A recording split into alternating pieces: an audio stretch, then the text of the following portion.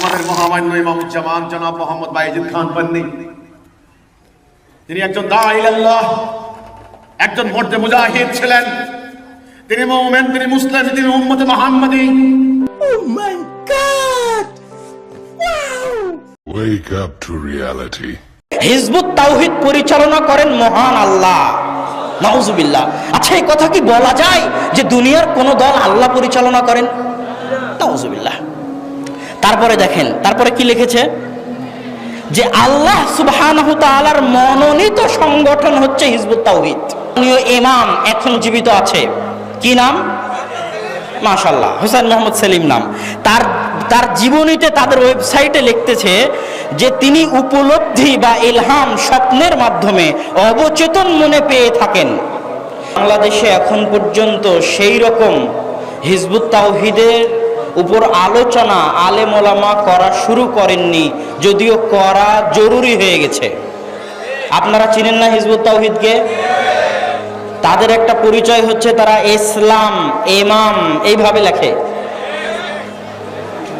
তো হিজবুত তাওহীদ বিষয়ে আমি কিছু তাত্ত্বিক কথা তাদের বই পুস্তক থেকে কয়েকদিন যাবত তাদের যত বই পুস্তক তাদের ওয়েবসাইটে পেয়েছি, পড়ার চেষ্টা করেছি। তার মধ্যে কয়েকটি বই, একটা বই হচ্ছে ইসলামের প্রকৃত রূপরেখা, আর একটা বই হচ্ছে প্রকৃত সালাহ, মানে সালাত, প্রকৃত সালাত কি, আর একটা বই হচ্ছে আকীদা। এইরকম কয়েকটা বই আমি তাদের পড়েছি। আল্লাহে আল্লাহর কসম, প্রত্যেক লাইন বিভ্রান্তিতে ভরা। আমি পড়তে গিয়ে হতবাক হয়েছি যে এখন পর্যন্ত আলেম ওলামা কেন এই ভ্রান্ত ফেরকার বিরুদ্ধে কলমও ধরছে না, মুখও খুলছে না, অথচ খোলা এবং কলম ধরা জরুরি হয়ে গেছে। হিজবুত তাওহীদ, কত সুন্দর নাম তারা লিখেছে। হিজব মানে দল, তাওহীদ মানে তাওহীদ। তাওহীদ হচ্ছে আহলে হাদিসদের নিশানা বা পরিচয়।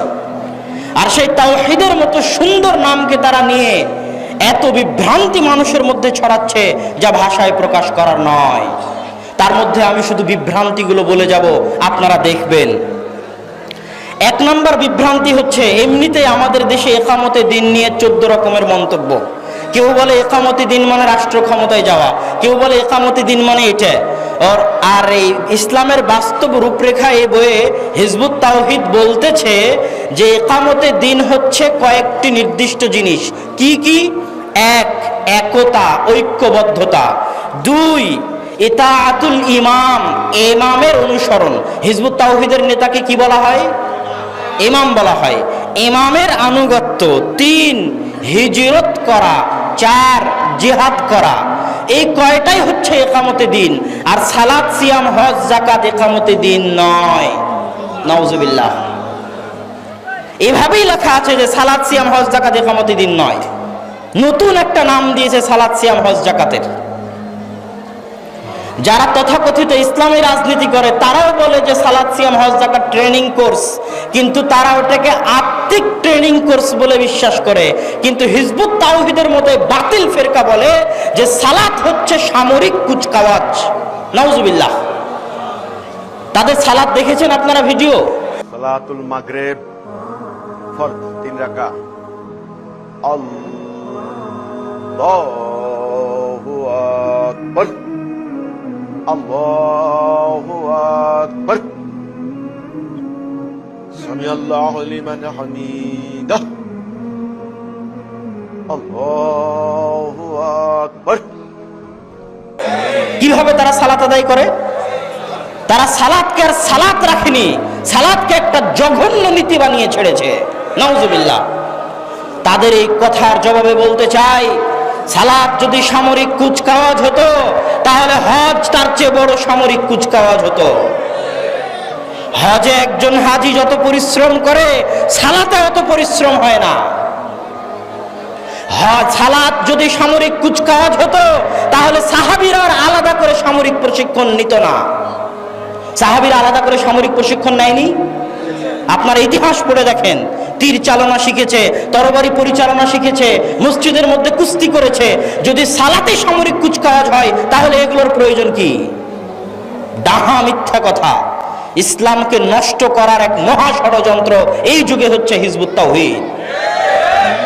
সম্মানিত উপস্থিতি, সালাত, সিয়াম, হজ, যাকাত সবই হচ্ছে, যদিও এগুলো বাদানি শারীরিক পরিশ্রম আছে, কিন্তু এগুলো আত্মিক ইবাদত।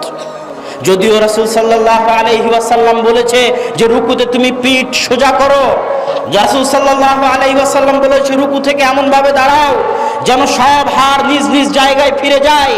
এই কথাগুলোর মানে এই নয় যে সালাত হচ্ছে সামরিক কুচকাওয়াজ, নাউজুবিল্লাহ। সালাতের প্রত্যেক অংশের সাথে আত্মার সম্পর্ক আছে। শাহুলুল্লাহ মুহাদ্দিস দেহলভী রাহিমাহুল্লাহ হুজ্জাতুল্লাহিল বালিগার মধ্যে বলছেন, রাফুল ইয়াদাইন করা মানে হচ্ছে স্যালেন্ডার করা, আল্লাহর সামনে নিজেকে স্যালেন্ডার করা, আত্মিক ইবাদত। সুবহানাল্লাহ। রাসূল সাল্লাল্লাহু আলাইহি ওয়াসাল্লাম বলছেন, বান্দা আল্লাহর সবচেয়ে নিকটবর্তী হয় যখন সিজদায় থাকে। আত্মিক ইবাদত, সিজদায় গিয়ে আল্লাহর কাছে দোয়া করতে হবে। আর এটা যে ডাহা মিথ্যা কথা, তার সবচেয়ে বড় প্রমাণ হচ্ছে সালাত শব্দটা নিজেই। সালাত শব্দের অর্থ কি কোনোদিন দেখেছেন? সালাত শব্দের অর্থ কি? সালাত শব্দের অর্থ হচ্ছে দোয়া। আল্লাহর নিকট সবচেয়ে বেশি দোয়া করার, সবচেয়ে বেশি দোয়া কবুল হওয়ার, আল্লাহকে সবচেয়ে কাছ থেকে ডাকার সবচেয়ে বড় মাধ্যম কি? সালাত। আল্লাহকে ডাকার, আল্লাহর নিকটে দোয়া করার এই মাধ্যমকে তারা নাম সর্বস্ব শারীরিক পরিশ্রম, জিমের কারখানা বানিয়ে ছেড়েছে মসজিদগুলোকে। নাউজুবিল্লাহ। সম্মানিত উপস্থিতি, এই সালাত শব্দের অর্থ হচ্ছে দোয়া। মানুষ বলে যে সালাত শেষ হলে 5 ওয়াক্ত সালাত শেষে আবার দোয়া করে দেন, বলে না? হুজুর দোয়া করে দিল না, বলে না? আরে সালাত মানেই তো দোয়া, আমি তো এতক্ষণ দোয়াই করলাম। সালাম ফিরা হয়ে গেছে, এখন দোয়া বন্ধ, এখন চলবে জিকির। সালামের পরে কি? জিকির। সালামের আগ পর্যন্ত কি? দোয়া। আর সালামের পরে বলতেছে দোয়া করে দেন, আজীব ব্যাপার। সালামের পরে চলবে জিকির আর সালামের আগে চলবে দোয়া। এই সূক্ষ্ম তাত্ত্বিক জিনিস বাংলাদেশের মানুষ বুঝে না। সম্মানিত উপস্থিতি, হিজবুত তাওহীদ বিষয়ে আরো গুরুত্বপূর্ণ কথা হচ্ছে যে তারা ইতাআতুল ইমাম, ইমামের আনুগত্যকে নিঃশর্ত আনুগত্যে পরিণত করে দিয়েছে। নাউজুবিল্লাহ। যে ইমামের আনুগত্য করতে হবে নিঃশর্ত, আর নিঃশর্ত আনুগত্য একমাত্র কার জন্য? আল্লাহ সুবহানাহু ওয়া তাআলার জন্য। এই জন্য আল্লাহ সুবহানাহু ওয়া তাআলা সূরা তাওবার মধ্যে বলছেন, ইত্তাখাযু আহবারাহুম ওয়া রুহবানাহুম আরবাবা মিন দুনিল্লাহ।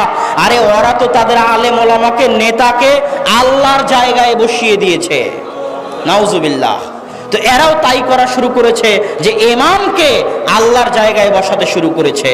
এবং আরো একটি দুঃখজনক বিষয় যে যত সংগঠনই তৈরি হোক না কেন, সব সংগঠনই চায় যে সেই সংগঠনের নেতা হোক একক স্বৈরাচারী, তার আনুগত্য আমাকে এবং আপনাকে করতেই হবে।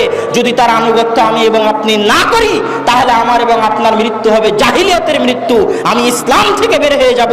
আমিরের নামে যত হাদিস এসেছে সব হাদিসকে পৃথিবীর যত দল আছে, তাবলীগ জামাত বলেন, জামাতে ইসলাম বলেন, হিজবুত তাওহীদ বলেন, সব দলই আমিরের নামে যত হাদিস এসেছে সব হাদিসকে নিজের দলের আমিরের জন্য ব্যবহার করে। এই জন্য আমি বলি, আসমানের নিচে জমিনের উপরে সবচেয়ে মাজলুম হাদিস হচ্ছে আমির সংক্রান্ত যত হাদিস এসেছে, মাজলুম হাদিস। এই হাদিসগুলোর এত অপব্যাখ্যা করা হয়েছে, এগুলো মাজলুম হাদিস। সম্মানিত উপস্থিতি, দেখেন রাসূল সাল্লাল্লাহু আলাইহি ওয়াসাল্লামের একটা হাদিস শুনেন। এই হাদিসই আপনার জন্য যথেষ্ট এই দল, সংগঠন, হিজবুত তাওহীদ হোক আর যেটাই হোক বুঝার জন্য। রাসূল সাল্লাল্লাহু আলাইহি ওয়াসাল্লাম বলছেন, লা ইয়াহিল্লু দামু মরিইন মুসলিমিন, একজন মুসলিমের রক্ত হালাল নয়, হারাম, তবে 3 অবস্থা ব্যতীত।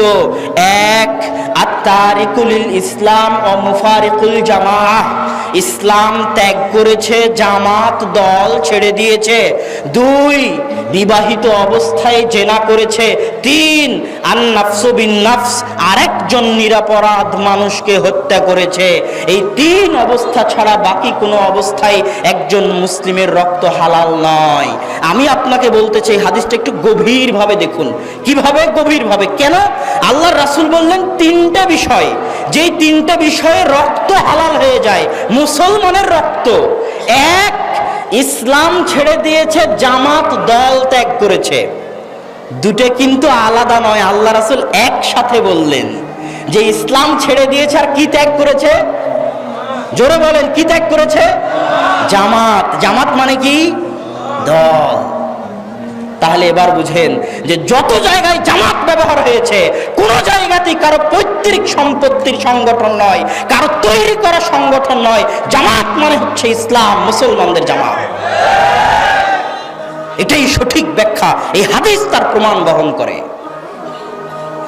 যে মুসলমানদের জামাত থেকে বের হয়ে গেছে, মসজিদে আসে না, মুসলমানদের মসজিদে আসে না, সামাজিকভাবে মুসলমানদের সাথে থাকে না, রাষ্ট্রের বিরুদ্ধে বিদ্রোহ করে, খেলাফতের বিরুদ্ধে বিদ্রোহ করে। যেমন আবু বকর রাদিয়াল্লাহু তাআলা আনহুর যুগে যাকাত দিব না বলে বিদ্রোহ করেছিল, এইভাবে বিদ্রোহ করে এরা হচ্ছে মুসলমানদের জামাত থেকে বের হয়ে গেছে, মুসলমানদের সমাজ থেকে বের হয়ে গেছে। এইটা হচ্ছে জামাত থেকে বের হয়ে যাওয়া, দল থেকে বের হয়ে যাওয়া। আর গত 100 বছরের বেদাত হচ্ছে এটা যে নির্দিষ্ট দলের নেতার আনুগত্যকে এমন ভাবে ফরজ করে দেওয়া যেমন ভাবে আল্লাহ এবং আল্লাহ রাসূলের আনুগত্য ফরজ। এটা গত 100 বছরের বেদাত। তার আগে কোনো দলই ছিল না, কোনো দলের নেতাও ছিল না। যত হাদিস এসেছে আমির সংক্রান্ত, নেতা সংক্রান্ত, সব হচ্ছে রাষ্ট্র নেতা, দেশের নেতা, ইসলামী খেলাফতের খলিফা। তার আনুগত্য করতে হবে যতক্ষণ না সে ইসলাম বিরোধী কোনো আইন জারি করে, ততক্ষণ তার আনুগত্য করতে হবে। যদিও মারে, যদিও পিটায়, যদিও জেলে বন্দি করে, সকল হাদিস সেই ইসলামী খেলাফতের খলিফার জন্য। সম্মানিত উপস্থিতি, যে আলোচনাগুলো করলাম এতক্ষণ, এগুলো সব ইসলামের প্রকৃত রূপরেখা, পৃষ্ঠা 63, পৃষ্ঠা 64, পৃষ্ঠা 29। এবার আসি, এদের যে মাননীয় ইমাম এখন জীবিত আছে, কি নাম? মাশাআল্লাহ, হোসেন মোহাম্মদ সেলিম নাম। তার জীবনীতে তাদের ওয়েবসাইটে লিখতেছে যে তিনি উপলব্ধি বা ইলহাম স্বপ্নের মাধ্যমে অবচেতন মনে পেয়ে থাকেন, সেগুলো বই আকারে লিপিবদ্ধ করা হয়েছে, যা হিজবুত তাওহীদের প্রত্যেক সদস্যের মানা জরুরি। মানে নবীর পর্যায়ে যেতে শুধু বাকি আছে, তার কাছে ইলহাম হয়, অবচেতন মনে স্বপ্নে সে আল্লাহর পক্ষ থেকে কিছু পায়, যেগুলো সে বইয়ে লিপিবদ্ধ করেছে, আর তার দলের সদস্যরা সেগুলো মানবে। 2, কত বড় কথা লিখেছে দেখেন, হিজবুত তাওহীদ পরিচালনা করেন মহান আল্লাহ। নাউজুবিল্লাহ। আচ্ছা, এই কথা কি বলা যায় যে দুনিয়ার কোন দল আল্লাহ পরিচালনা করেন? নাউজুবিল্লাহ। তারপরে দেখেন, তারপরে কি লিখেছে যে আল্লাহ সুবহানাহু তাআলার মনোনীত সংগঠন হচ্ছে হিজবুত তাওহীদ। পৃষ্ঠা নাম্বার 64, ইসলামের প্রকৃত রূপরেখা। অথচ আল্লাহ সুবহানাহু তাআলা বলছেন ইন্নাদ-দীনা ইনদাল্লাহিল ইসলাম, আল্লাহর নিকটে একমাত্র দিন কি? ইসলাম। আর জেনে রাখবেন ইসলামও একটা সংগঠন। কেন, কিভাবে? এটা আপনার কাছে শুনতে আশ্চর্য লাগতেছে। ইসলামের নেতাকে মুহাম্মদ সাল্লাল্লাহু আলাইহি ওয়াসাল্লাম। প্রত্যেক মসজিদ হচ্ছে ইসলামের শাখা।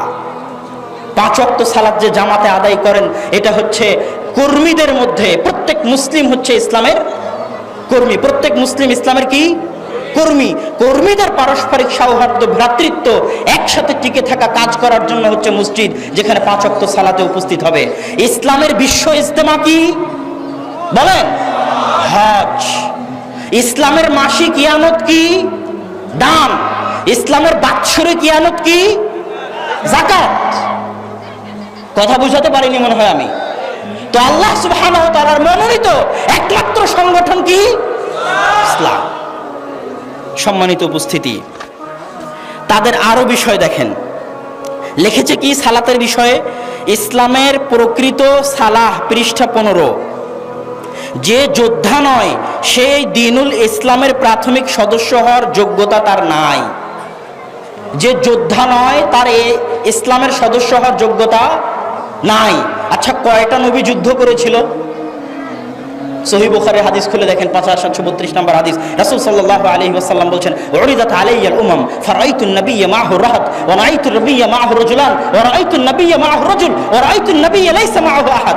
আমার সামনে নবীদেরকে পেশ করা হলো, উম্মতদেরকে পেশ করা হলো। একজন নবীকে দেখলাম তার সাথে একদল জামাত, একজন নবীকে দেখলাম তার সাথে 2 জন, একজন নবীকে দেখলাম তার সাথে মাত্র 1 জন, একজন নবীকে দেখলাম লাইসা মাআহু আহাদ, তার সাথে কেউই নাই।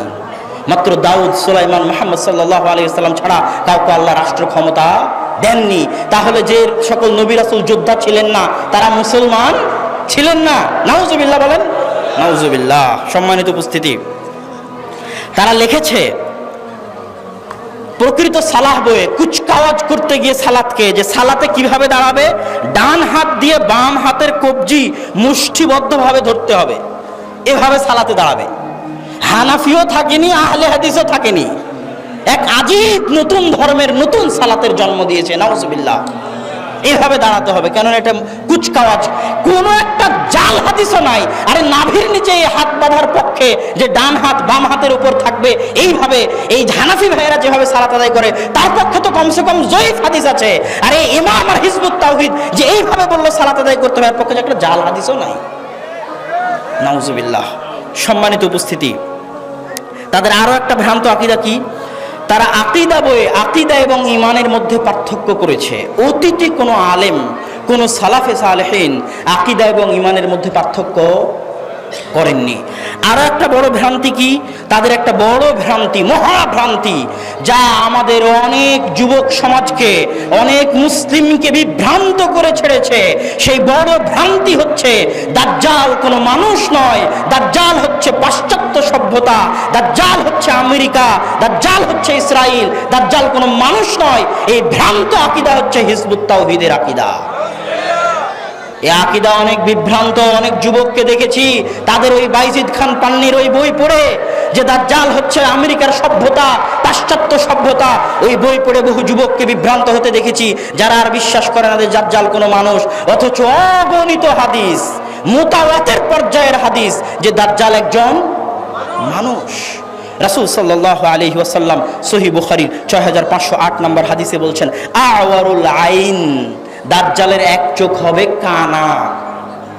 রাসূল সাল্লাল্লাহু আলাইহি সাল্লাম ওই হাদিসেই বলছেন, সাহাবীদেরকে দেখিয়ে দিয়ে যে আকরাবুন নাস বিহি শাবহান ইবনু কাতান, এই যে ইবনু কাতানকে দেখতে পাচ্ছ না, সে কিন্তু দেখতে দাজ্জালের মতো। আল্লাহ রাসূল মানুষকে দেখিয়ে দিয়ে বলেছেন। আর ইবনু সাইয়্যিদুন নাসের যেগুলো ঘটনা আছে সেগুলো পড়ে দেখেন, সেগুলো পড়লেও বুঝতে পারবেন। আরেক হাদিসে রাসূল সাল্লাল্লাহু আলাইহি ওয়াসাল্লাম বলেছেন, শাবুন কাতিত, দাজ্জাল হচ্ছে যুবক। আর ওই যে বিরাট ঘটনা যেটা মাঝে মাঝে আব্বু শুনিয়ে থাকে সহিহ মুসলিমের কিয়ামত অধ্যায়ে, যে তামিম আদ-দারি তার সফর সঙ্গীদের নিয়ে সমুদ্রের মধ্যে হারিয়ে গেল, তারপরে দাজ্জালের সাথে সাক্ষাৎ হলো। সেখানে তারা বলছেন, ফাইদা ফিহি আ'যামু ইনসানিন, আমরা দেখলাম অনেক বড় বিরাট এক মানুষ, মা রাআইনাহু কাত্তু খালকান, এত বড় মানুষ আমরা আর জীবনে কোনোদিন দেখিনি। ওয়া আশাদ্দাহু বিসাকান, আর এত কঠোরভাবে বেঁধে রাখা হয়েছে, এইরকম কাউকে আমরা কোনোদিন দেখিনি। সহিহ মুসলিমের হাদিস। সম্মানিত উপস্থিতি, আরো একটা কথা বলে যাই, যারা বলবে যে দাজ্জাল মানুষ নয়, তারা দাজ্জালকে অস্বীকার করলো। আর সকল আইম্মায়ে কেরাম একমত যে কেউ যদি দাজ্জালকে অস্বীকার করে তাহলে সে কাফের। কথা বুঝতে পেরেছেন? সম্মানিত উপস্থিতি, তার বিষয়ে আর দুটো কথা বলে তার বিষয়ের বক্তব্য, হিজবুত তাওহীদের বক্তব্যর ইতি টানার চেষ্টা করব ইনশাআল্লাহ। এই দুটি বিষয়ের একটি বিষয় হচ্ছে এদের যে ইমাম, তার জীবনী পড়ে দেখেন। এখন যে ইমাম, মুখে দাড়ি নাই, দাড়ি দেখেছেন তার, রাসূলের একটা সুন্নাত মানতে পারে না। আর পড়াশোনার ব্যাকগ্রাউন্ড খুঁজে দেখেন, কোনোদিন মাদ্রাসা ইসলাম লাইন পড়াশোনার কিচ্ছু নাই। আর সে ব্যাখ্যা দিতে আসছে জনগণকে ইসলামের। আর মুসলমান কত বোকা, যার সাথে কোনো আলেমের সম্পর্ক নাই, কোনোদিন আলেম ওলামার সাথে থাকেনি, এমন একজন জাহেল গাওয়ারকে মুসলমানরা অনুসরণ করতেছে এবং সংবর্ধনা দিচ্ছে। নাউজুবিল্লাহ। আরো একটা ভ্রান্তি কি দেখেছেন, মেয়েদেরকে বলে যে মেয়েরা বাক্সবন্দি বলে টিটকারি করে সব জায়গায়। তারা কিন্তু আমাদের মা এবং বোনের পর্দাকে, বোরখার পর্দাকে এবং ঘরের মধ্যে বসে থাকাকে হিজবুত তাওহীদ কি বলে টিটকারি করে? বাক্সবন্দি বলে টিটকারি করে। এবং প্রত্যেক সম্মেলনে তাদের মেয়ে এবং ছেলের ওপেন মিক্সিং হয় একসাথে। নাউজুবিল্লাহ। ইসলামকে বিকৃত করার কত বড় ষড়যন্ত্র। সম্মানিত উপস্থিতি, শুধু তাই নয়, আল্লাহ সুবহানাহু ওয়া তাআলা আমাদেরকে এই বাতিল ভ্রান্ত ফেরকা থেকে বেঁচে থাকার, হেফাজত করার তৌফিক দান করুক। আল্লাহুম্মা আমিন।